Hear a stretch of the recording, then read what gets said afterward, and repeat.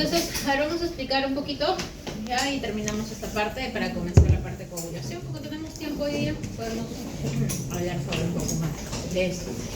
A ver, entonces nosotros decíamos el día martes, o dijimos el día martes, que tenemos muchos sistemas, ¿no? Tenemos muchos sistemas.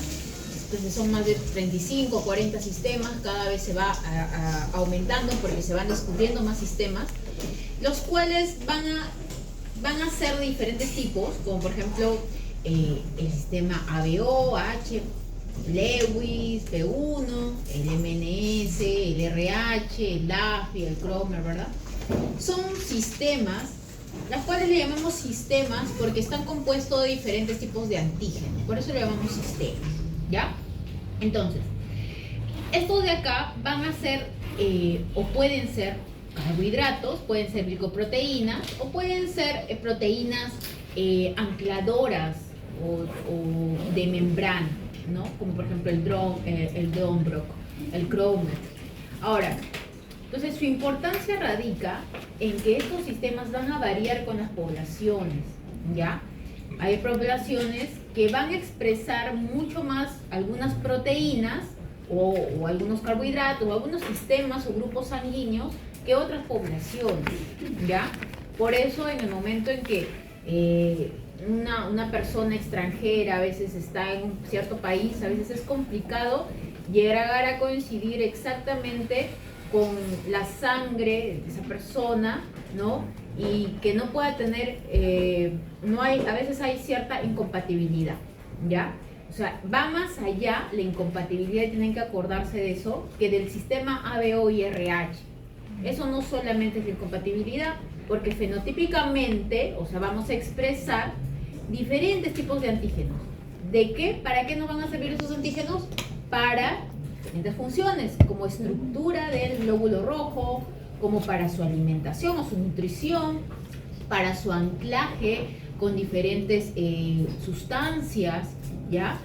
Entonces, los grupos sanguíneos son un conjunto de moléculas ubicadas en la membrana, ¿no? Que pueden ser proteínas, carbohidratos. Y van a cumplir las herencias o sea, las leyes de Mendel, ya que ahorita lo vamos a ver. Y tienen funciones como canales de transporte, moléculas de adhesión, enzimas, estructuras. Muy bien, entonces, nosotros ahora vamos a hablar sobre el sistema ABO. Nosotros sabemos que fenotípicamente, yo puedo expresar, cuando hablo de fenotípicamente es porque se expresa, ya expreso, o sea, uno puede tener el gen, por ejemplo, ¿no? De ojos, se puede tener ojos verdes y ojos negros, un alelo de ojos negros y ojos verdes. Pero fenotípicamente expresaron ojos negros, o ojos pardos, marrones, ¿no? Porque normalmente los ojos claros son recesivos, entonces por eso es que no se expresa. Entonces, por eso hablo de fenotipo. Igual en los glóbulos rojos vamos a tener, ¿y cuál va a ser su expresión fenotípica? La expresión antigénica, ¿ya? Entonces, cuando nosotros hablamos del fenotipo O, es recesivo, entonces yo no voy a expresar el antígeno A ni el antígeno B en la superficie. Va a estar, entre comillas, limpio. En cambio, si yo expreso el fenotipo A, significa que yo puedo ser genéticamente, puedo tener un alelo A dominante y el otro alelo A dominante, o puedo tener un alelo A dominante y otro alelo A recesivo, otro alelo O recesivo, perdón. ¿Ya? Entonces, eso va a hacer que yo exprese fenotípicamente el antígeno A. Si yo fuera del grupo B, entonces lo mismo, ¿no? Yo alélicamente puedo tener dos, o sea, expresar codominancia B o una dominancia B y el otro recesivo. Y si yo soy AB, voy a ser, ¿no? Ese sería homocigoto, voy a ser un codominante del tipo AB, ¿verdad? AB. Entonces, si es que yo soy del grupo O, en mi sangre voy a tener los anticuerpos anti-A y anti-B contra esos antígenos. No puede recibir. Exacto. Y esos anticuerpos, van a nacer conmigo, ¿ya? O sea, quiere decir que va a haber una reacción cruzada en el momento en que nosotros estamos formándonos, o sea, en la parte embrionaria, que van a generar que se produzcan esos anticuerpos con tanta especificidad. ¿Y por qué lo menciono? Porque cuando un bebé nace, recién su sistema inmune está muy inespecífico, muy inmaduro, recién puede expresar anticuerpos hasta los 18 meses aproximadamente, ¿ya? Pero ¿qué es lo que sucede con estos anticuerpos?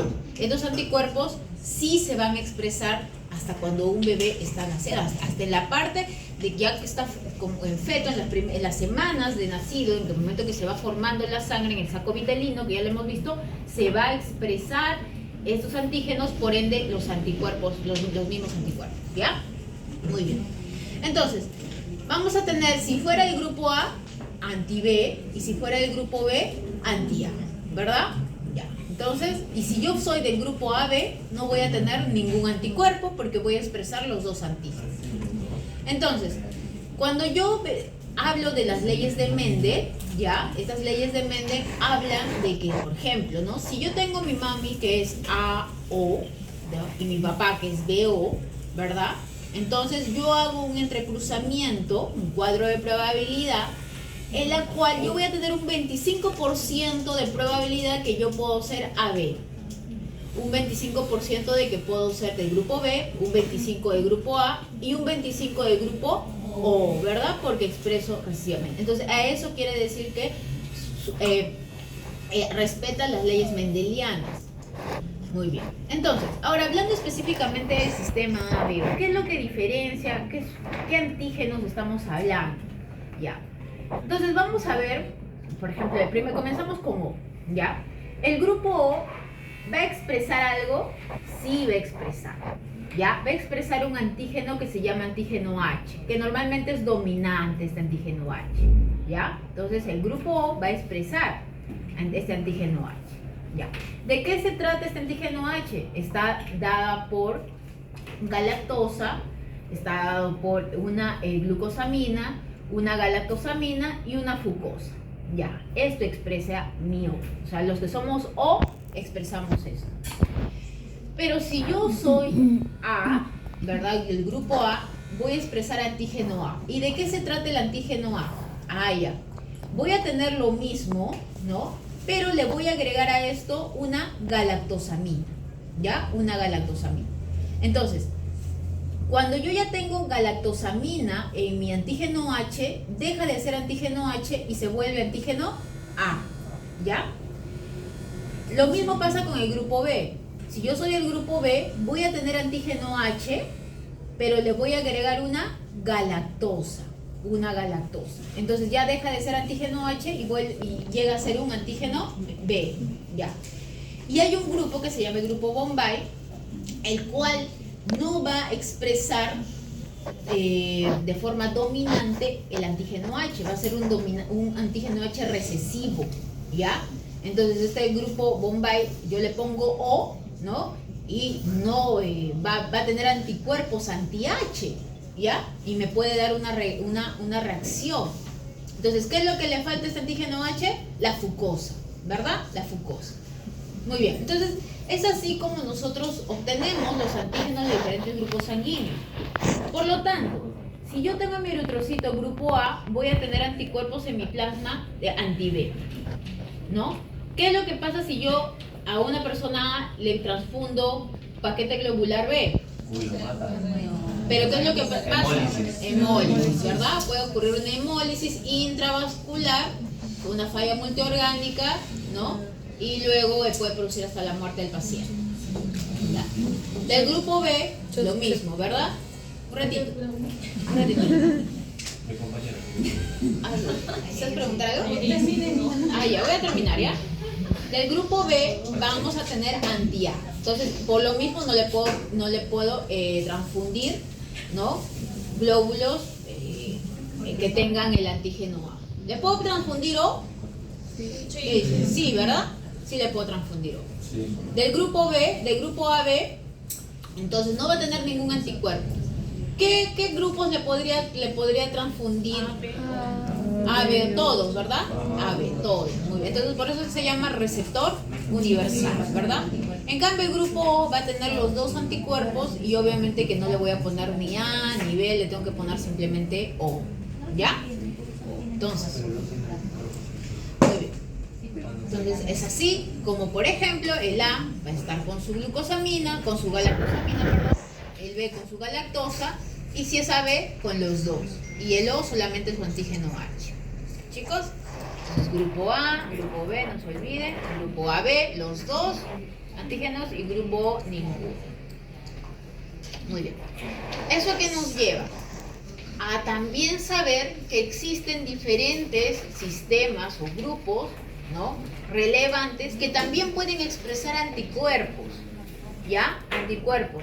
Que si una persona tiene anticuerpos contra ese grupo y yo le transfundo, entonces, ¿qué es lo que puede parecer? Una hemólisis también. Algunos no son tan graves, ¿no? Por eso es que no se estudian mucho. Algunos sí son más graves, como el sistema ABO y RH, ¿ya? Entonces, ¿de qué depende la gravedad cuando hay una incompatibilidad de grupo? De la inmunogenicidad. ¿Qué significa la inmunogenicidad? Que yo al estimular, ¿no?, a mi sistema inmune por algún antígeno específico, voy a hacer que éste produzca anticuerpos. Ya, a eso se trata inmunogenicidad. Entonces, ¿quién es más inmunogénico entre todos ellos? El RH y el ABO. Miren, 50.000, miren, es bastante. Entonces, este grupo RH, su anticuerpo es inmunoglobulina G y puede producir una hemólisis, ¿no? Una reacción transfusional hemolítica, una enfermedad hemolítica recién nacido, que lo vamos a explicar. Entonces, hablamos ahora del sistema RH. Entonces, vamos a ver que hay más de 40 antígenos. ¿Qué quiere decir? Que cuando nosotros decimos SRH positivo, normalmente nos referimos porque tiene el anti-D, el antígeno D, perdón, el antígeno D, ¿ya? El antígeno D va a ser dominante y va a expresar ese sistema RH. Pero también podemos tener antígeno C, dominante, C minúscula, E mayúscula, E minúscula. Ya. Entonces, RH positivo cuando el glóbulo rojo tiene su antígeno D, y el RH negativo cuando el glóbulo rojo no tiene antígeno D. ¿Ya? Entonces, ¿qué es lo que sucede? Me dicen, normalmente el anticuerpo anti-D no existe en la sangre de una persona RH negativa. Entonces, ahí va la explicación. Nosotros hemos dicho que el sistema ABO, nosotros nacemos con esos anticuerpos, ¿verdad? ¿Qué es lo que pasa con una persona que es RH? La RH positiva, ¿tiene anticuerpos anti-D? No, ¿verdad? No va a tener. ¿Y la RH negativa? Tampoco. Solamente cuando recibe. Cuando tiene contacto se va. ¿Cómo se llama esa parte? Genera sensibilización. ¿Ya? A eso se llama sensibilización. O sea, nosotros no vamos a nacer con el anticuerpo, o la persona que es RH negativo no va a nacer con este anticuerpo, solamente se va a sensibilizar. ¿Cómo? En una transfusión, en un contacto cuando tiene un embarazo. No necesariamente tiene que llegar a término, puede ser un aborto, por ejemplo, ahí tiene. Las personas que boxean, por ejemplo, también tienen contacto sangre con sangre, ahí puede haber una sensibilización. Entonces, puede haber diferentes tipos de sensibilización, hasta en las mismas, en las relaciones sexuales también puede haber una laceración y puede haber una sensibilización. O sea, no necesariamente tiene que haber una transfusión. Ahora, a eso nos lleva a ver por qué se da la enfermedad hemolítica de recién nacido. La enfermedad hemolítica de recién nacido es cuando una mamá es RH negativo y el papá ha sido RH positivo y el bebé tiene RH positivo. Con el primer bebé no hay ningún problema, ¿verdad? La mamá no ha tenido quizás... Hablando de una mamá que nunca ha tenido una sensibilización, solamente es su primer bebé. Entonces, ¿qué pasa con el bebé? Le sensibiliza, ¿no? Y la mamá que forma anticuerpos anti-D, ¿verdad? Y en el primer embarazo no hay ningún problema. Y en el segundo embarazo es el problema, porque ya tiene sus anticuerpos y ya tiene sus linfocitos B de memoria, que van a formar los anticuerpos porque ya hubo una primera sensibilización.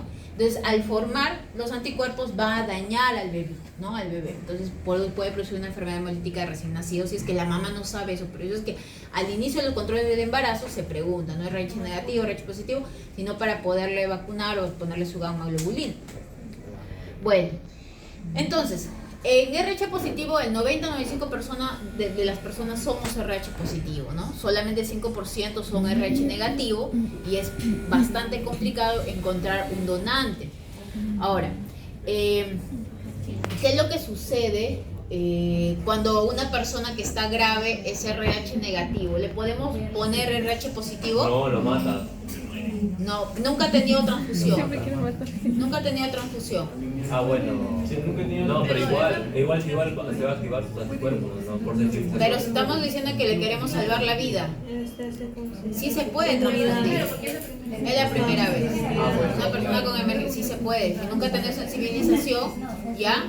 Y es lo único que tenemos, tendríamos que transfundirlo, ¿ya? Pero obviamente que para eso se hace una buena historia clínica y se pregunta si cómo ha sido su sensibilización. O en realidad, al final uno antes de transfundir tiene que hacer su prueba cruzada, pues no puede transfundir así nomás. Muy bien. Entonces, pero teóricamente sí se podría transfundir, ¿ya? Muy bien, esto lo vamos a desarrollar después, ¿ya? Quiero llegar es esto. Esta es una estructura básica, que es el antígeno H. Es una estructura como la base, ¿ya? De una casa, por ejemplo, ¿no? Entonces, este antígeno H lo van a tener el grupo, ya sea grupo A, grupo B o grupo O, ya, todos. Pero si este antígeno H yo le agrego una galactosamina, ya lo convierto en antígeno A, simplemente. Y si a este antígeno H le agrego una galactosa, lo convierto en antígeno B. Nada más. ¿Ya? Eso sucede a nivel del ADN, ¿verdad? Este es a nivel estructural, a nivel químico. Claro, este o sea, es la expresión, es la parte fenotípica. Cuando está en proceso embrionario, pues no sucede, de hecho. Claro, obviamente que cuando tú crees, o sea, con tus glóbulos rojos se van a formar, cada cierto tiempo, cada 5 días se van formando nuevos glóbulos rojos, van a ir naciendo con estos grupos sanguíneos. ¿Por qué? Porque tú ya lo tienes en tus genes, pues, ¿no? Ya. ¿Se entendió? Y el anticuerpo sería Lo opuesto, pues, el anticuerpo que tiene. El anticuerpo se tiene en el plasma, no se tiene en los glóbulos rojos. El antígeno es lo que tú tienes en los glóbulos rojos. Y muchos se confunden eso, ¿ah? A veces en las preguntas saben grupos sanguíneos, pero les ponen plasma y se confunden. Acuérdense, anticuerpos en el plasma y antígenos en el glóbulo rojo, ¿ya? La membrana, ¿ya? Sí, dime. Una consulta. Si en caso, digamos, hay un error en la transfusión de sangre, si son infantiles, ¿hay algún tratamiento que se pueda revertir? No se puede hacer, se da tratamiento de soporte. Porque, ¿qué es lo que pasa? Cuando hay una reacción transfusional, hay una hemólisis y hay un aumento de potasio. Cuando hay una hemólisis aumenta mucho el potasio y puede producir una hipercalemia y también puede producir un daño renal por la gran cantidad de hemólisis que se produce. Entonces, lo que se tiene que hacer es un soporte para cuidar el riñón, simplemente. Riñón y evitar que se formen trombos, pues, ¿no? Entonces, como te digo, es un tratamiento de soporte. No hay algo que lo pueda revertir en ese momento. O sea, no hay que tienes que dar algo y ya se cura, no. Por eso es que se hacen diferentes pruebas antes de la transfusión, porque es algo grave, pues, ¿no? Y es un problema médico legal y se investiga desde dónde ha nacido el problema, ¿no? Desde quizás se ha solicitado desde el médico, la enfermera que ha pedido mal, el técnico que ha recogido mal, el banco de sangre que lo ha dado mal, todo eso se tiene que hacer, porque no hay tratamiento médico, hay tratamiento de soporte. ¿Y ese tratamiento de soporte es de comida? No, lo que pasa es que eso de ahí, ¿qué es lo que pasa con la hemólisis de los glóbulos rojos que dijimos? Se van al vaso, ahí van a sacar el hierro, todo, pues, ¿no? Se eliminan. El problema es al inicio nomás, porque puede producir, como te digo, una hipercalemia. Esa hipercalemia sí puede producir un paro cardiorrespiratorio. El shock Exacto. era al inicio, No, shock interno me refiero. o sea, hay diferentes tipos de shock. Puede producir, un shock cardiogénico podría producir, ¿no? Una parálisis, sí. Pero más que todo, como les digo, un fallo multiorgánico. No, un anafiláctico no es. El anafiláctico es más que todo cuando hay una alergia, aumento de inmunoglobulinas. ¿Ya? ¿Alguna otra pregunta? Por esta persona no hay problema, sigues con su vida normal, ¿no? A menos de que haya estado contagiado ese glóbulo por VIH, por hepatitis, que ocurre, ¿no? Miren, en realidad es muy poco probable que se produzca ese tipo de, como le digo, ¿no? Ese tipo de errores en compatibilidad ABOs. Es bien, o sea, en todo el tiempo nunca que he estado hasta que roté en banco de sangre nunca he visto. Lo que sí, obviamente, que hay incompatibilidades con los grupos más que le hemos dicho, los otros sistemas, ¿no? Que el DAF y Lewis, ¿no? En los pacientes politransfundidos normalmente ya comienzan a hacer anticuerpos contra esos sistemas y ahí hay una incompatibilidad, ahí sí. Sobre todo, como le digo, en los pacientes politransfundidos, ¿ya? Muy bien. Entonces, chicos, vamos a ver la segunda parte, que es la hemostasia y coagulación, si ya no hubiera alguna pregunta. Entonces, en el caso de la hemostasia, vamos a hablar sobre las plaquetas primero, ¿ya? Antes de ver.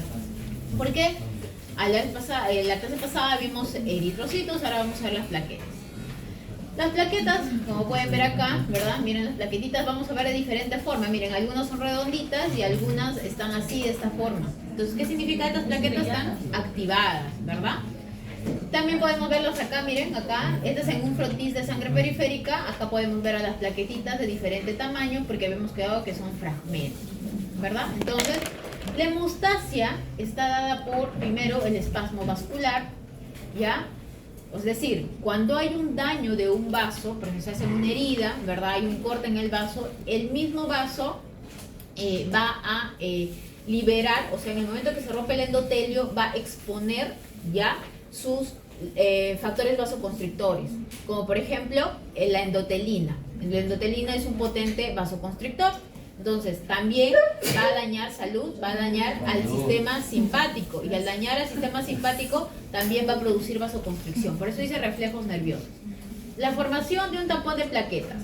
En el momento en que se daña, chicos, lo primero que va, las plaquetas van censando. Tenemos un pool de plaquetas que es como que van ahí buscando, como un policía, ¿no? Está ahí mirando, haciendo su ronda.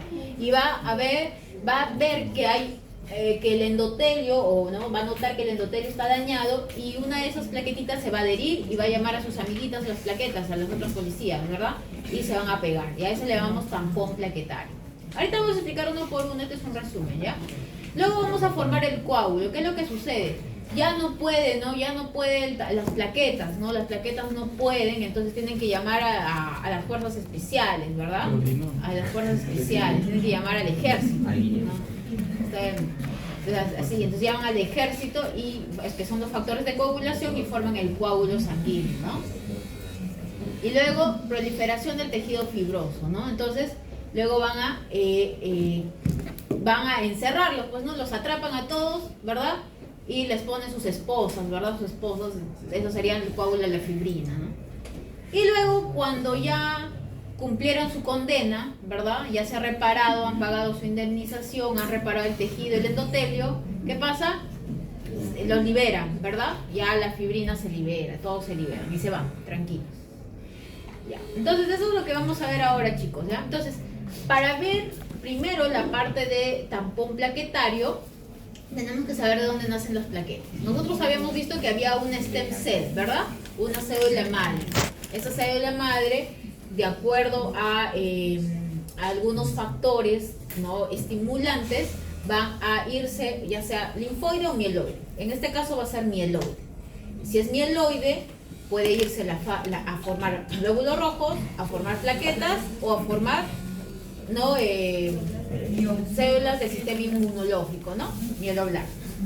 Entonces, si es que yo tengo la estimulación de la trombopoyetina que se forma en los riñones y en el hígado, entonces voy a estimular a la formación de plaquetas. ¿Cómo? Se forma un megacardioblasto. Un megacardioblasto binucleado, ¿verdad? Mide 15 micrómetros. Luego madura y se convierte en un promegacariocítico. Entonces va creciendo más, se convierte en un megacariocito granular. Y va creciendo más y se convierte en un megacariocito maduro. Miren, con bastantes núcleos, se puede decir núcleos o lóbulos de su núcleo, más bien dicho.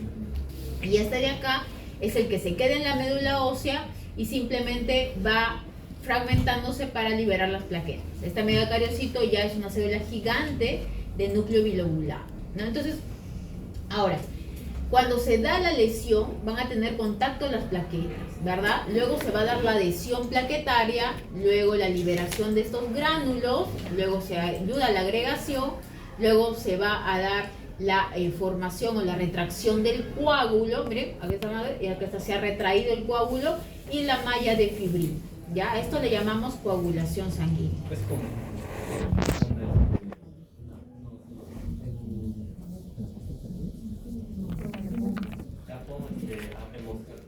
Es un tampoco, por eso digo, es un tampoco. Pero en medicina ajá. Ya, ¿te acuerdas? Me quedó duda el día martes cuando vimos el pasito de las células hematopoyéticas o las células madres, el nicho. ¿Nos podrías decir un poco más? Porque realmente lo busqué en textos y no lo encontré mucho, solamente dice nicho, pero De la no me médula podría ósea. sacar de dudas exactamente a qué se refería con el nicho. Ya, lo que pasa es que eso es una parte más específica de la médula ósea. Nosotros hemos visto la... Sí, creo que eso le ha puesto un hematólogo. No sé si será hematólogo o hematóloga el doctor.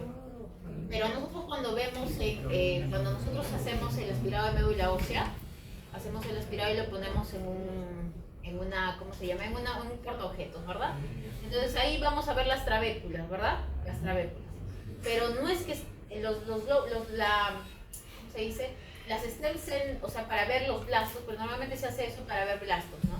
No se encuentran en las mismas trabéculas, porque las trabéculas son los huesitos. O sea, las trabéculas son los miofilamentos de hueso, ¿ya? De hueso. Entre esos miofilamentos, por así llamarlos, filamentos óseos, acá, estos espacios se llaman nichos. Esos son los nichos. Y están cerca del hueso cortical, según la respuesta. Sí. Decía, cerca al hueso cortical, decía. Sí, en realidad puede estar, eso sí no te podría decir específicamente, porque cuando se ve, se busca, ¿no? En todo, pero como te digo, eso sí lo podría especificar un hematólogo. Pero como te digo, los nichos sí están ahí, entre las trabéculas, y vas buscando dónde vas a encontrar más blastos. Ahí puedes encontrar. Ajá. ¿Ya? Muy bien, entonces, las plaquetas... Dime. Es el apósito hemostático. Pero es un apósito. Claro, es como si fuera. Ya, como si fuera un apósito, ¿no? Bueno, ya. Una gasa. Ya. Las plaquetas se han sentido ofendidas por decirles apósitos. Ya, bueno. Discos. Ya, bueno, entonces, chicos, las plaquetas van a ser unos discos diminutos, ¿verdad? Estas plaquetitas, más o menos van a medir de 1 a 4 micrómetros de diámetro. Van a nacer de los megacariocitos. Acuérdense, los megacariocitos no van a estar en la sangre periférica, solamente en la médula ósea. No pueden salir, son bastante grandes. ¿Ya? Miren, son bien grandes. Miren, acá están los linfoblastos, los blastos más chiquitos de las otras líneas, de las otras estirpes. Y miren, en cambio, miren cómo es el megacariocito, es gigante. Y su vida normal, su vida media, su valor normal, perdón, es entre 150.000 a 300.000. Su semivida es de 8 a 12 días. ¿Ver? Algunos lo pueden encontrar 7 a 12 días. ¿Vida media o 5 a volumen 10 normal, días. doctora? Bueno, este es valores normales. Valores normales. Este es vida media. ¿Ya? Entonces, algunos de ahí lo van a encontrar 5 a 7 días, de 8 días, 12 días es lo máximo en realidad, ¿ya? La trombopoyetina es la que lo va a estimular. ¿Cómo lo va a estimular? Vamos a verlo acá, ¿ya? Cuando hay un proceso de trombocitopenia, chicos, es decir, hay una disminución de las plaquetas, lo que va a ocurrir es que se va a estimular a las células paratubulares del riñón, ¿ya? O peritubulares del riñón, y va a aumentar la trombopoyetina. Eso va a hacer que los megacariocitos aumenten su formación. O sea, las stem cell, las madres, se conviertan más en megacariocitos. Entonces, aumenta la megacariopoiesis y salen más plaquetas, más cantidad de plaquetas. Por lo contrario, si yo tengo una trombocitosis y ha aumentado tanto la cantidad de plaquetas, disminuyo mi trombopoyetina y voy a hacer que este megacariocito ya no produzca más plaquetas, ¿ya? Pero la trombopoyetina es importante acá. Entonces, yo voy a ver acá, ¿no? Desde mi célula de mi stem cell, mi progenitora mieloide, cómo se convierte en megacarioplasto, en promegacariocito y miren, megacariocito maduro, ¿no? ¿Y qué es lo que tiene este megacariocito que madura? Miren acá, invaginaciones, ¿verdad? ¿Por qué es importante esas invaginaciones? Por esto de acá que les voy a enseñar. Miren, estas invaginaciones salen, ¿esto qué es? Este es un vaso sanguíneo, ¿ya? Este es el endotelio. Miren por dónde salen estas invaginaciones entre las células endoteliales. ¿Y qué va a ocurrir?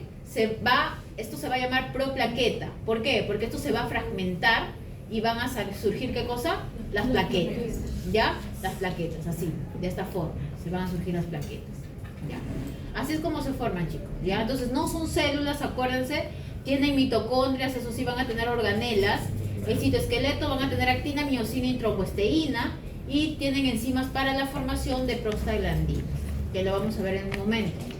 ¿Qué más? ¿Qué es lo importante de las moléculas de actina y miosina? ¿Por qué?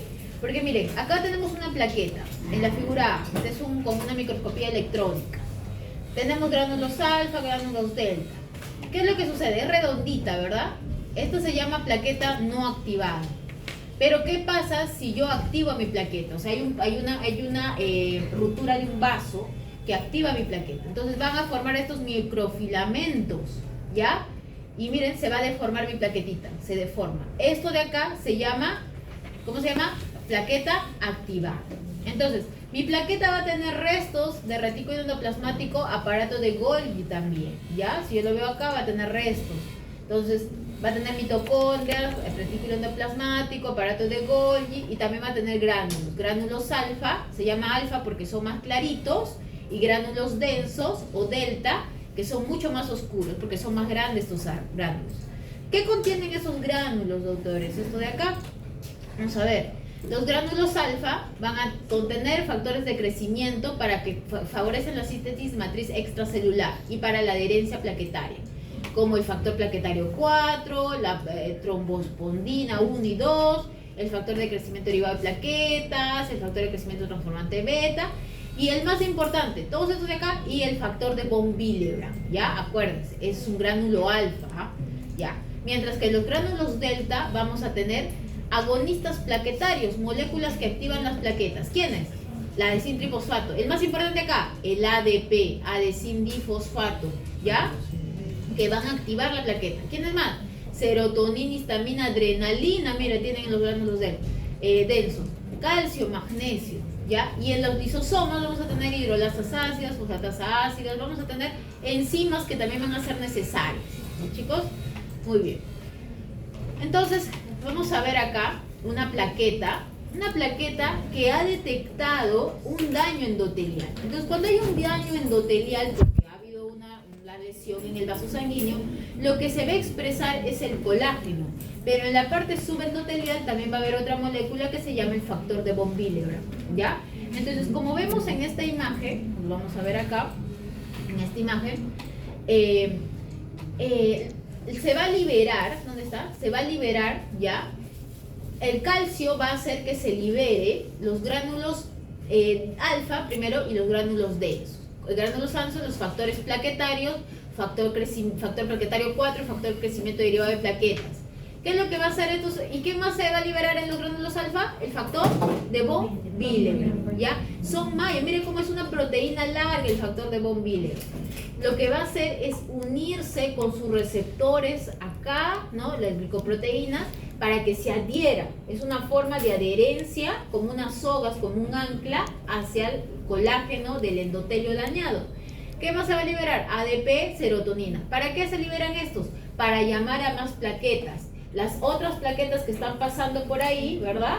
Están pasando, tienen sus receptores de ADP, de serotonina, se van a unir y van a decir, necesitan ayuda, y van a agregarse, van a ir a agregar. Para eso es necesario el ADP y la serotonina.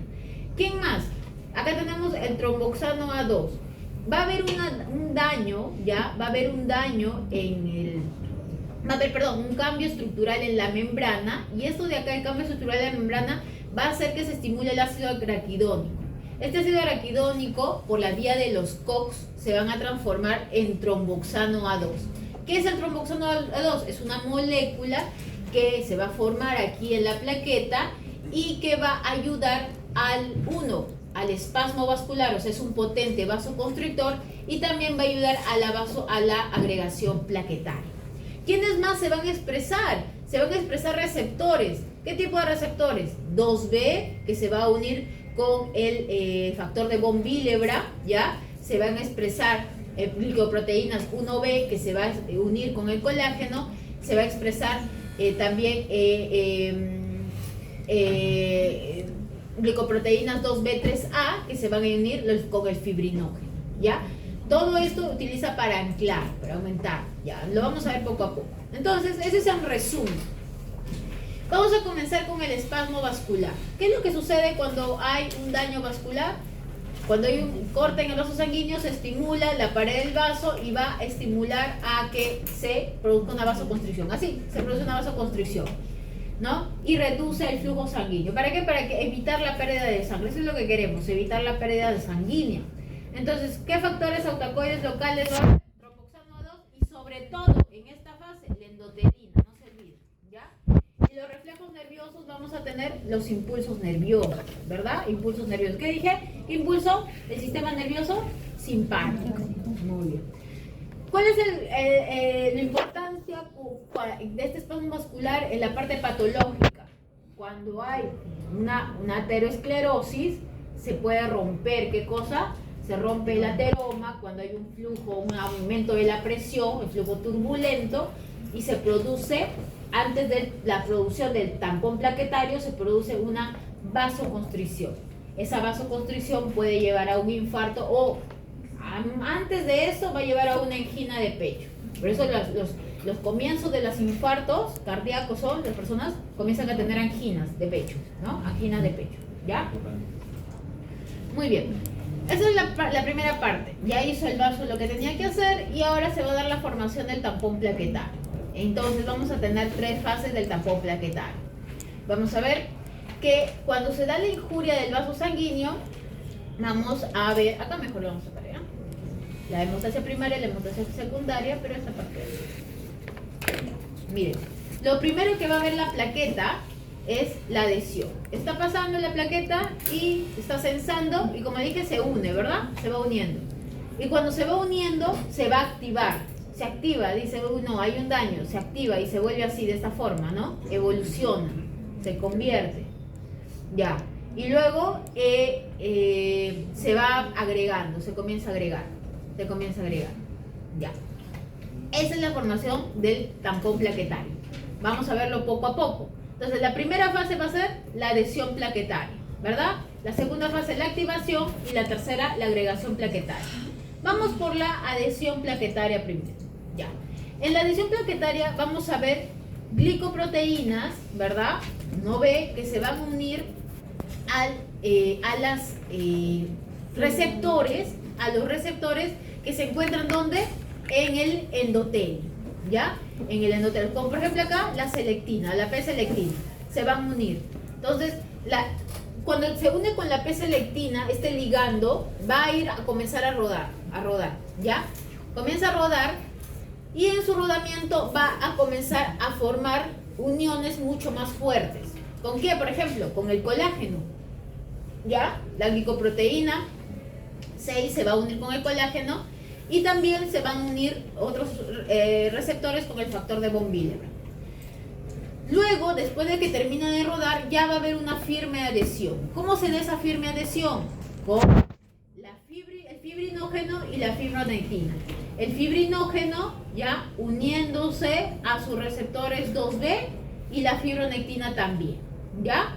Entonces, luego de que se dé una adhesión firme, chicos, se va a activar. Recién comienzan a salir o activarse los microtúbulos, microfilamentos y comienza a convertirse de esta forma.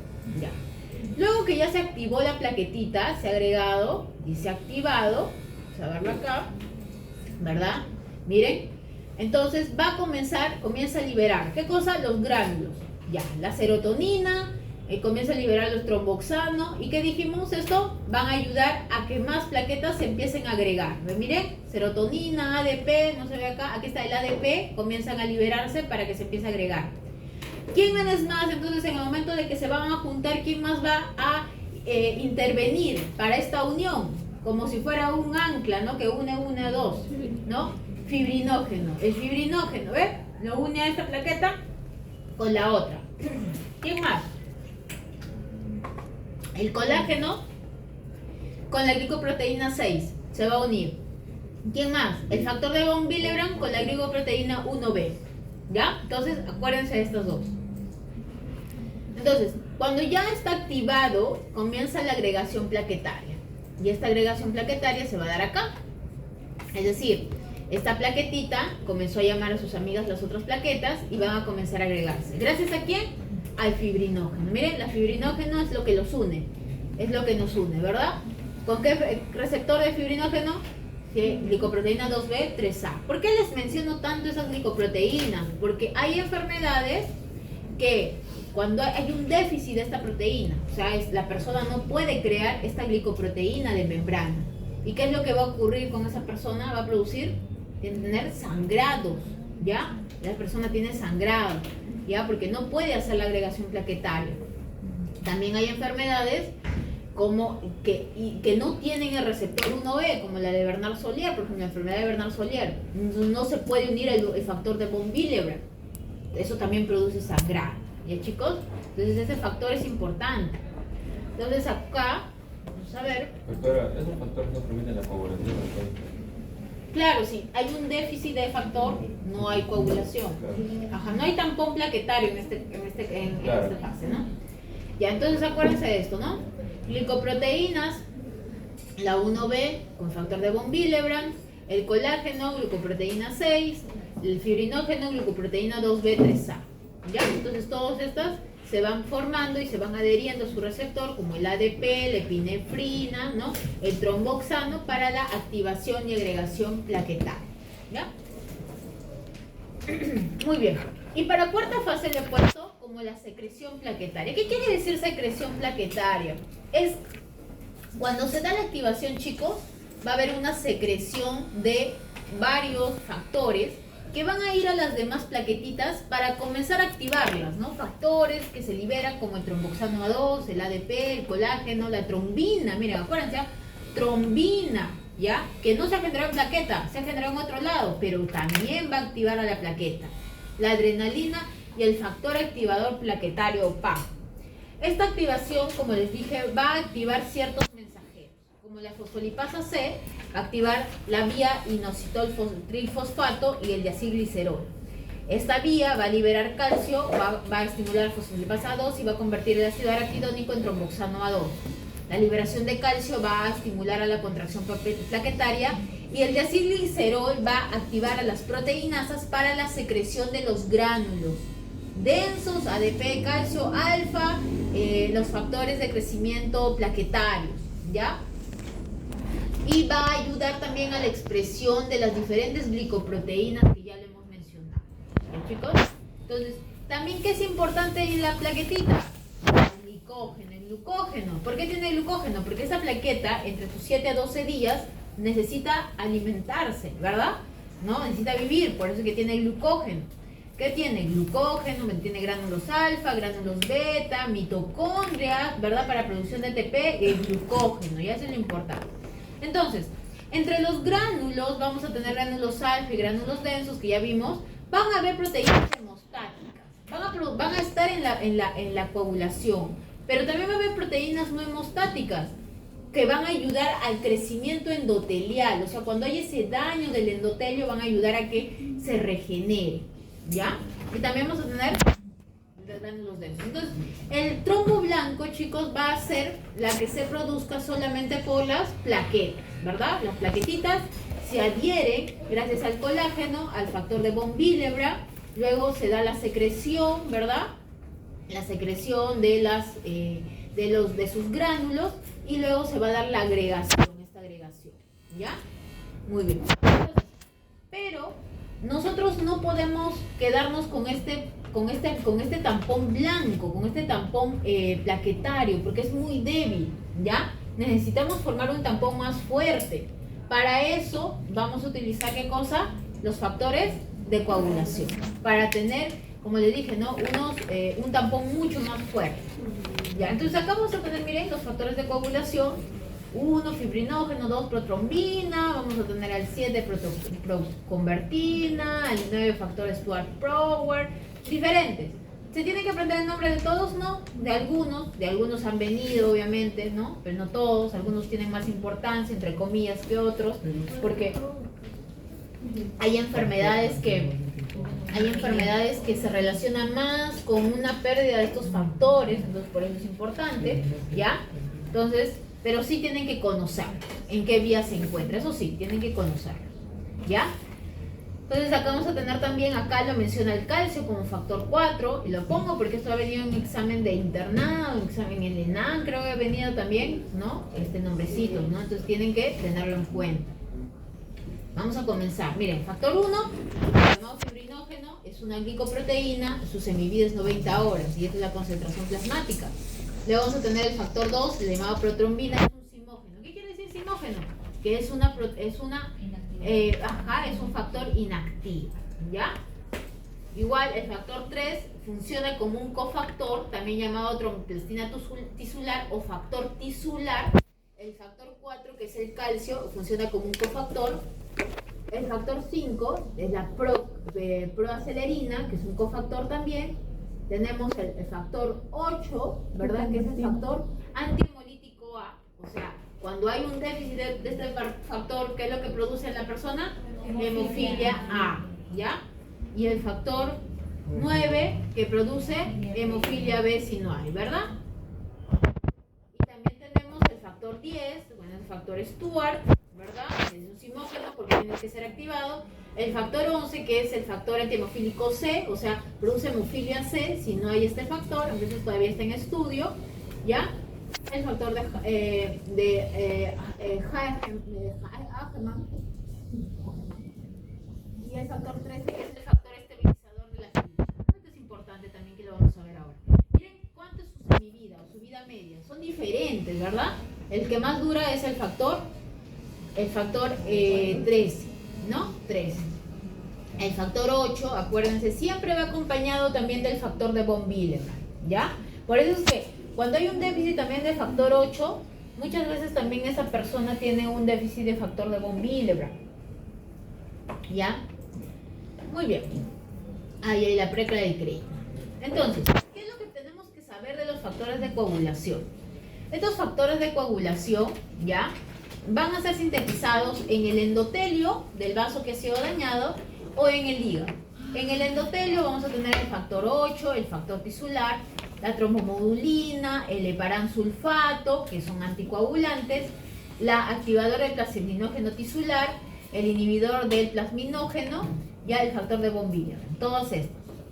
Y los que son sintetizados en el hígado, factores, van a ser los factores de coagulación, la proteína CS y antitrobina 3, que no son factores de coagulación, pero son anticoagulantes, que también es importante. El plasminógeno, el factor, el inactivador de la trombina, ¿ya? Y el aclaramiento del factor del von Willebrand, ¿no? O sea, el que lo va a eliminar. ¿Qué quiere decir? Vamos a verlo de una forma resumida. ¿Cómo funcionan estos factores de la coagulación? Se forma, ¿no? Se forma más que todo, ¿por qué? Por el hígado, ¿verdad? Se va a formar y va a hacer que la protrombina se convierta en trombina, ¿ya? Esta trombina va a hacer que el fibrinógeno se vuelva fibrina, ¿no? ¿Y qué hace esta fibrina? Va a hacer que se produzca una estabilidad del coágulo, porque va a formar polímeros de fibrina o red de fibrina o malla de fibrina, como quieran llamarla, ¿ya? Esa es su función. Entonces, vamos a ver que los factores de coagulación, vamos a tener algunos que son vitamina K dependientes, es decir, hay factores de coagulación que no van a poder formarse o existir si es que no existe vitamina K, si es que no hay vitamina K, ¿ya? Entonces, ¿de dónde van a nacer estos factores de la coagulación? ¿Ya?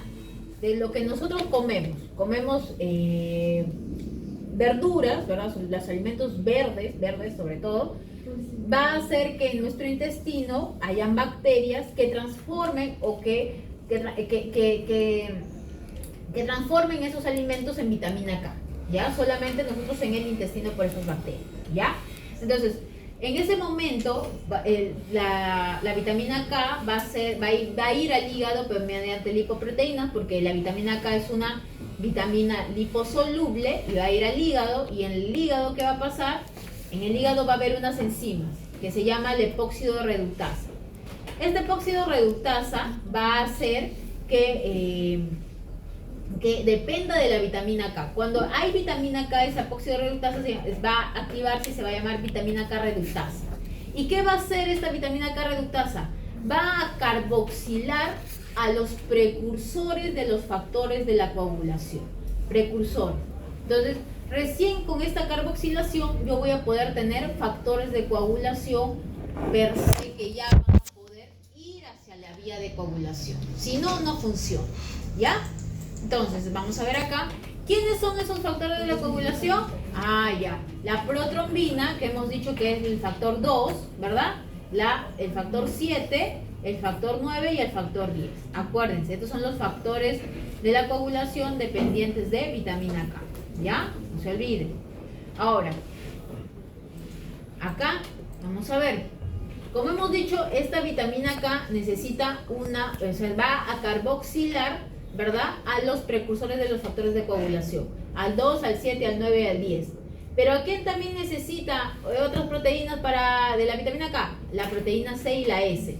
¿Qué son estas proteínas? Son anticoagulantes. Acuérdense, son anticoagulantes, ¿ya? Entonces también hay enfermedades que los pacientitos tienen déficit de proteína C, déficit de proteína S, pueden formar trombos, ¿ya? Entonces los pacientes tienen que tener una anticoagulación. ¿Qué es lo que sucede? Cuando nosotros ponemos medicamentos antivitamina K o inhibidores de la vitamina K, lo que estamos haciendo, como la warfarina, medicamentos cumarínicos, ¿ya? La warfarina es las anticoagulantes orales. Lo que hacen es inhibir al epóxido reductasa y ya no se va a poder formar los factores de coagulación. Es así como ellos actúan anticoagulando, ¿ya? Actúan anticoagulando. Muy bien. Luego, ya después de esa explicación de los factores, vamos a ver cómo se forma el coágulo de sangre. Hemos visto que se daña el vaso, se produce la vasoconstricción, el tapón plaquetario, pero ahora queremos ver cómo se forma el coágulo de fibrina, ¿ya? Entonces, para ver esta formación del coágulo de fibrina, miren, esto de acá, vamos a ver una visión en la que actúan todos, chicos, en la que actúa la trombina convirtiendo el fibrinógeno en fibrina, que también ayuda a la activación plaquetaria, la agregación plaquetaria, todos juntos, ¿ya? A esto le vamos a llamar la visión o la teoría moderna o la teoría actual de la coagulación, que se basa en la fase inicial, en la amplificación y en la propagación. En realidad ya desde los 90 se sabe de esta vía, ¿no? Pero recién últimamente se está estudiando, ¿no? Cuando yo estudié medicina, a mí me enseñaron solamente la vía clásica, las partes clásicas, ¿no? Pero ahora lo manejamos de esa forma, ¿no? Ya cuando estaba en el residentado, ya pues esto ya es lo que se maneja, pues, ¿no? Entonces, vamos antes de ver la vía, se puede decir actual, vamos a ver la vía tradicional, para que no se confundan, para verlo un poco de detalle, ¿ya? Porque esta parte también es importante que se lo aprenda, porque de acuerdo a eso también manejamos los diferentes tipos de exámenes de la coagulación, ¿no? Para medir, ¿no? A ver, entonces, cuando hablamos de la hemostasia secundaria, vamos a hablar de la vía extrínseca y la vía intrínseca, ¿ya? En la vía extrínseca es una vía rápida, es decir, voy a activar al factor 10 gracias al factor 3 y al factor 7 de la coagulación. Este es un resumen bastante simple para darles. Y voy a activarle el factor 10. En cambio, en la vía intrínseca, chicos, voy a tener factores como el colágeno, la precalicreína, factores negativos que van a hacer que el factor 12 se active. Factor 12 activado. Este factor 12 activado va a activar al factor 11. Factor 11 activado. Este factor 11 va a hacer que se active el factor 9. Factor 9 activado. Y este factor 9, junto con el factor 8 activado, va a hacer que el factor 10 se active. Los dos vías van a activar al factor 10. y a esto le vamos a llamar vía común, ¿ya? Esta vía común o factor 10 activada se va a unir al factor 5 activado, ¿ya? El factor 5 activado, y a estos dos lo voy a llamar como protrombinasa o activador de la protrombina, ¿ya? Esto de acá va a activar a la trombina, es decir, la protrombina me convierte en trombina. ¿Qué hace la trombina? La trombina va a hacer que mi fibrinógeno se transforme en monómeros de fibrina, lo activa a mi fibrinógeno.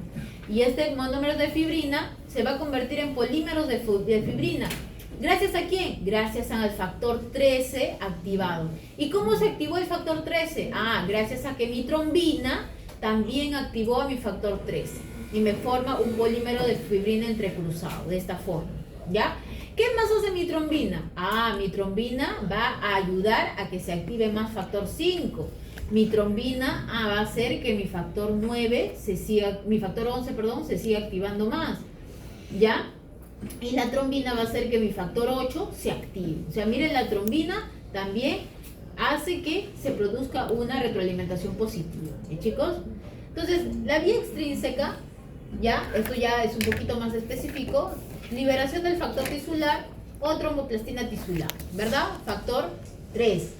Va a activar el factor 10, gracias al factor 7 y el factor tisular se van a unir. Y el tercero, parte de esta vía extrínseca, es efecto de del factor 10 activado sobre la formación del activador de la protrombina. ¿Cómo? Con factor 5 y factor 10 me van a formar el activador de la protrombina.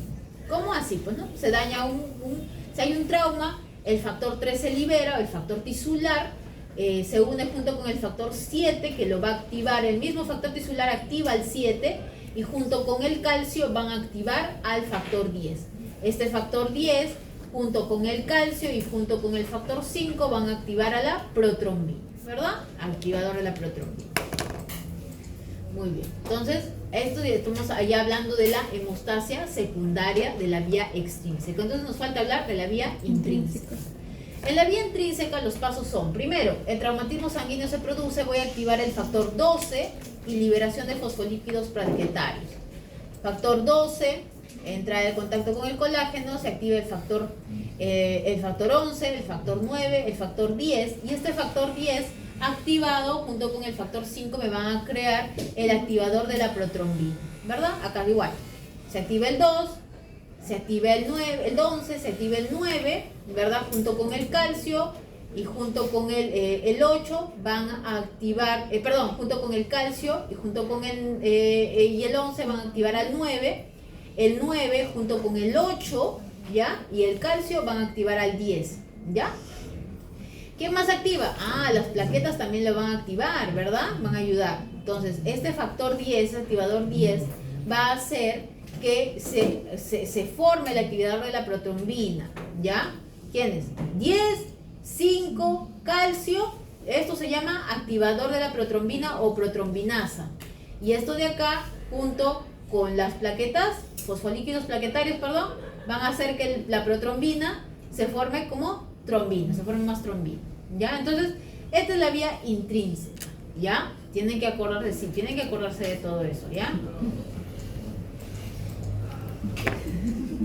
Entonces, y la vía común, pues, ¿no? La vía común es, la vía intrínseca tenemos, la vía extrínseca tenemos también, y la vía común comienza desde acá, ¿no? Desde que el 10 se activa por el calcio, ¿verdad?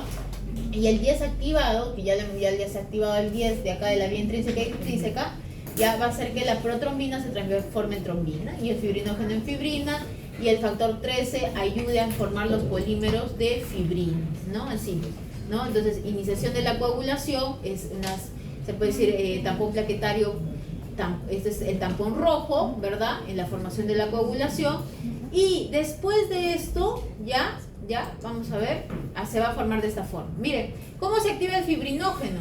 El fibrinógeno se activa aquí, miren. Acá tenemos el fibrinógeno, está inactivo. ¿Qué hace la trombina? Viene la trombina y va a activarlo. Entonces me forma monómeros de fibrina. Y el factor 13 viene y me va a formar estos enlaces, ¿verdad? Entre otro monómero, y miren, se va uniendo. Y así me forma el polímero de fibrina. Ya me queda de esta forma, ¿ya? Entonces, ¿cómo yo lo voy a ver? Así, ¿no? Si yo se me coagula, no saco bien mi muestra, saco mucho, no llega bien, no tenía buen anticoagulante, está pasado mi tubo, no sé, ya se forma la fibrina, ¿no? O demoro mucho en sacar, ¿no?, la muestra del pacientito, también se forma mi coágulo, ¿verdad? Muy bien, entonces, después de formar el coágulo, tiene que liberarse, ¿verdad? Tiene que liberarse. Entonces, se forman fragmentos. Ya se ha formado el endotelio, ya el vasito está curado. Entonces, ya no necesito este tampón, lo libero. Y se forman fragmentos fibrinolíticos. Y aquí en estos fragmentos, ¿quiénes están? El dímero D, por ejemplo. Ya, el dímero D. Entonces, el dímero D es una molécula que nosotros usamos para ver si ha habido un problema de tromboembolismo pulmonar, tiene un alto valor predictivo negativo, ¿ya? Entonces por eso es que se dosa. ¿Funciona en la coagulación? No es que funcione, sino es un fragmento que ha quedado de la fibrina, ¿ya? Acuérdense de esa parte. Entonces hablamos de la fibrinolisis, ¿ya? La plasmina provoca la lisis de los coágulos sanguíneos, ¿verdad? Entonces, cuando ya se formó este coágulo sanguíneo, va a venir el plasminógeno, que también hemos visto que se ha formado en el hígado, y se va a transformar en plasmina. ¿Cómo se transforma en plasmina? Se activa, la plasmina es la activada. Esta plasmina es la que va a hacer que se rompa esta malla de fibrina, ¿ya? ¿Y quién la va a activar? La urosinasa y el factor activador de la plasmina, o del plasminógeno, perdón, ¿ya? Activador del plasminógeno. Y va a hacer que la plasmina va a hacer que la fibrina, que estaba acá, se produzca productos de degradación de la fibrina. ¿Ya? ¿Quiénes van a inhibir? Porque ya se produjo, ya cuando ya está degradado todo, tiene que inhibirse, pues no puede estar, la fibrinolisis no puede estar siempre, ya también tiene que inhibirse. ¿Quién es? La alfa-2 antiplasmina. Después también el factor inhibidor de la activación del plasminógeno, el PAI-1, ¿ya? También el factor inhibidor activador de la trombina, ¿ya? Entonces, todos estos van a inhibir, ¿ya? Todos estos van a inhibir. Así es como se forma, ¿no? El coágulo, y después ya cuando se rompe la malla, nuevamente se libera, ¿verdad? Se libera. ¿Ya? Entonces, este es un resumen para volver a la vía moderna de la coagulación, de la vía intrínseca y la vía extrínseca, ¿ya? Entonces, en la vía intrínseca vamos a comenzar. Vamos a tener el factor plaquetario 3. Factor plaquetario. ¿Qué va a causar con el factor plaquetario en la vía intrínseca? Va a activar al factor 12. Después, ¿qué dijimos del factor 12? El factor 12 se va a ser estimulado por la calicreína, por la preclaricreína, que tienen proteínas de carga negativa, que van a hacer que activen al factor 11. Este factor 11, gracias al calcio, va a hacer que se active, ¿qué cosa? El factor 9, ¿verdad? Junto con el factor 8 y el calcio, el factor 9, el factor 8 y el calcio, junto con los factores plaquetarios, el factor plaquetario 3, van a activar ¿a quién? Al factor 10. Ya. Este factor 10 ya se encuentra activado, y a quienes lo activaron en la vía intrínseca se llama tenasa intrínseca. Tenasa, ¿por qué? Por 10, por 10, ¿ya? Tenasa intrínseca. Y luego vamos a ver que este factor 10 se va a unir al calcio y al factor 5, ¿ya? Y también las plaquetitas, el factor plaquetario 3 va a tener, acá va a ayudar, y van a formar el activador de la protrombina. Ya, a este factor activador de protrombina se llama también protrombinasa. Muy bien, entonces acá ya formamos la protrombinasa. ¿Cuáles las características de la vía intrínseca? Ya. Es un vía de contacto, el trauma sanguíneo, se ayuda por la formación del colágeno, ¿no? Se activa, cambio de cargas, por eso es que la calicreína, precalicreína son carga negativa, eso lo estimula también. Es una vía lenta, demora porque tiene que activar tantos factores que dura unos 6 minutos, ¿ya? Y luego vas a tener a la vía extrínseca, el cual va a ser activado, comenzar por el factor tisular, y que va a activar al factor 7. Entonces, este factor tisular, junto con el calcio y junto con el factor 7, los tres, van a activar al factor 10. Y como van a activar al factor 10, esto se llama tenasa extrínseca, porque activan al 10. Y junto con el calcio y junto con el factor 5 y el factor tisular, forman nuevamente el activador de la protrombina o protrombinasa. Y estos de acá, que se han formado, van a ir a la vía común, y la vía común es la que convierte la protrombina en trombina, ¿verdad? Y esta trombina 2 va a hacer que el fibrinógeno se transforme en fibrina.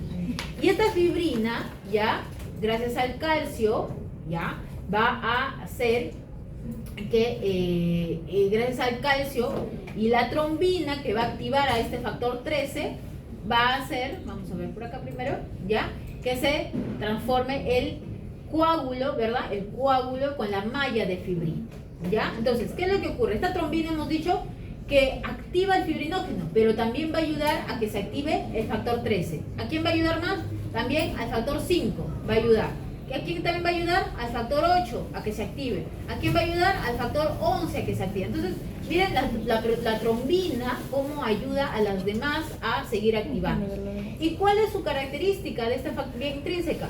Que es una vía del factor tisular, es muy explosiva, miren, es rapidísima. La formación de la tenasa extrínseca dura 15 segundos, ¿ya? O sea, es bastante rápido, ¿ya? Entonces, antes de ver el pretest, vámonos por acá y les voy a explicar la parte moderna, ¿ya? La vía moderna de la coagulación. ¿También todavía están acá vivos? ¿O ya hicieron su trombo ya en su cerebro? Ya vamos a terminar. Ya, ahorita vamos a terminar. Entonces, nosotros acabamos de ver que esa es la vía intrínseca y extrínseca, ¿verdad? Entonces vamos a ver la vía moderna de la coagulación que les pueden preguntar, ¿ya? Entonces, la vía actual, ¿no? O la teoría actual de la coagulación me dice que todo va a comenzar con el factor tisular y el factor 7 activado. Este de acá va a activar al factor 10, ¿verdad? Esto hemos visto que es la tenasa extrínseca, ¿verdad? Factor 10. Pero también va a activar, ¿ya? A ayudar a que se active el factor 9, ¿ya? Va a ayudar a que se active el factor 9. Esto de acá, este factor 9, que gracias a se ha activado, va a ayudar a que se active el factor 10. ¿Ya? Este factor 10 va a hacer que se active la protrombina, la trombina lo convierte en trombina. Pero esta trombina va a ser en pequeñas proporciones, pequeñas cantidades de trombina, ¿ya? ¿Para qué? Para que ahora pase la fase de amplificación. En la fase de amplificación, miren quién está acá, la plaqueta. ¿Qué quiere decir? Chicos, silencio por favor, ahorita voy a terminar, ¿ya? ¿Qué quiere decir? Que miren, en esta teoría moderna, dicen que las plaquetas mismas también actúan en la coagulación. O sea, las plaquetas que están activadas van a liberar sus fosfolípidos, ¿ya? Y van a ayudar a que esta trombina, ¿verdad?, active al factor 5, ¿ya? Y también las proteínas de las plaquetas activen al factor 5, ¿ya? ¿Qué más hace la trombina? Activa el factor 8. ¿Y qué más hace la trombina? Va a activar al factor 11. ¿Ya? Este factor 11 va a ayudar a que se produzca mayor cantidad de factor 9. Entonces, ¿para qué? Ya tengo factor 9, factor 8 y factor 5 en la amplificación. ¿Qué significa? Que voy a generar el factor 9, el factor 8 y el factor 5. ¿Qué hace? Es tenasa, ¿verdad? También es tenasa. Y van a ayudar a que se active el factor 10.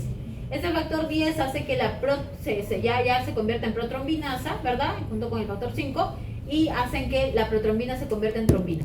Esta trombina, chicos, sí es la que ya en grandes proporciones de trombina, y va a hacer que el fibrinógeno se convierta en fibrina. O sea, primero se producen pequeñas proporciones de trombina para activar a los demás factores de coagulación, y luego ya se produce grandes proporciones de trombina para que el fibrinógeno se transforme en fibrina y se produzca ya la malla de fibrina. Entonces, ¿cuál es la diferencia entre la